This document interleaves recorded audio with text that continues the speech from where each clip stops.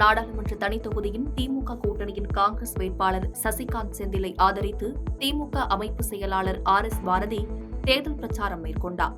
அப்போது பேசிய அவர், கச்சத்தீவு தொடர்பாக மோடி அவிழ்த்துவிடும் புழுகை தமிழ்நாடு மக்கள் ஏமாற மாட்டார்கள் என்று விமர்சித்து பேசினார். கன்னியாகுமரி மாவட்டம் விளவங்கோடு சட்டமன்ற இடைத்தேர்தலில் பாஜக வேட்பாளர் நந்தினியை ஆதரித்து முன்னாள் மத்திய இணையமைச்சரும் பாராளுமன்ற வேட்பாளருமான பொன் ராதாகிருஷ்ணன் தேர்தல் பிரச்சாரம் மேற்கொண்டார். முன்னதாக செண்பகவல்லியம்மன் ஆலயத்தில் சுவாமி தரிசனம் செய்த பொன் ராதாகிருஷ்ணன் செய்தியாளர்களிடம் பேட்டியளித்தார். அப்போது பேசிய அவர், மனோ தங்கராஜ் அடுத்த தேர்தலில் பத்மநாபபுரம் சட்டமன்ற தொகுதியில் டெபாசிட் வாங்குவாரா என்று சவால் விடும்படியாக பேசினார். திருப்பூர் மாவட்டம் பல்லடம் நகர் மற்றும் புறநகர் சட்டமன்ற தொகுதிக்குட்பட்ட கோவை நாடாளுமன்ற தொகுதிகளில் அதிமுக வேட்பாளர் சிங்கை ராமச்சந்திரனை ஆதரித்து முன்னணி நடிகரான ரவி மரியா பிரச்சாரம் மேற்கொண்டார். அப்போது பேசிய அவர், அதிமுகவின் நட்சத்திர பேச்சாளரான இவர் திமுக ஆட்சியால் மின்சார கட்டணம், வீட்டு வரி போன்ற பல்வேறு பிரச்சினைகளால் பொதுமக்கள் நிம்மதியில்லாமல் இருப்பதாக விமர்சித்து பேசினார். திருவள்ளூர் நாடாளுமன்ற தொகுதியில் காங்கிரஸ் கட்சி சார்பில் சசிகாந்த் செந்தில் போட்டியிடுகிறார்.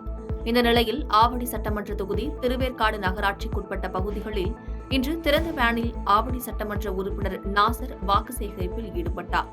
அப்போது பிரச்சார வாகனத்தில் கூட்டணி கட்சியைச் சேர்ந்த நிர்வாகிகள் அதிக அளவில் இருந்த நிலையில் அவர்களை எப்படி கீழே இறக்குவது என தெரியாமல் இருந்த நாசர், நல்லவர்களெல்லாம் வண்டியை விட்டு கீழே இறங்குகள், கெட்டவர்கள் எல்லாம் வண்டியில் ஏறுங்கள் என கூறியதால் அங்கு சிறிது நேரம் பரபரப்பு ஏற்பட்டது. இதனால் கூட்டணி கட்சியினர் மத்தியில் அதிருப்தியை ஏற்படுத்தியது. தேனி நாடாளுமன்ற திமுக வேட்பாளர் தங்க தமிழ்ச்செல்வனை ஆதரித்து திண்டுக்கல் லியோனி பிரச்சாரம் செய்தார். தேனி அருகே பழனிச்செட்டிப்பட்டியில் பிரச்சாரம் செய்தபோது பிரச்சாரத்தில் பேசிய அவர், பெயர் பலகை இல்லாத பேருந்தை ஓட்டுவது போல் எடப்பாடி பழனிசாமியும் பிரதமர் வேட்பாளர் யார் என்று தெரியாமலே இருக்கின்றார் என்று விமர்சித்து பேசினார். மேலும் கொள்கை இல்லாதவர்கள் என்ன நிலைமைக்கு ஆளாவார்கள் என்பது OPS ஒரு உதாரணம் என்றும் கடுமையாக தாக்கி பேசினார். பாதகம் செய்பவரை கண்டால் நாம் பயங்கொள்ளலாகாது பாப்பா, மோதி மிதித்து விடு பாப்பா, அவர் முகத்தில் உமிழ்ந்து விடு பாப்பா. அண்மை செய்திகளை உடனுக்குடன் தெரிந்து கொள்ள இணைந்திருங்கள் இயம்நாடு தொலைக்காட்சியுடன்.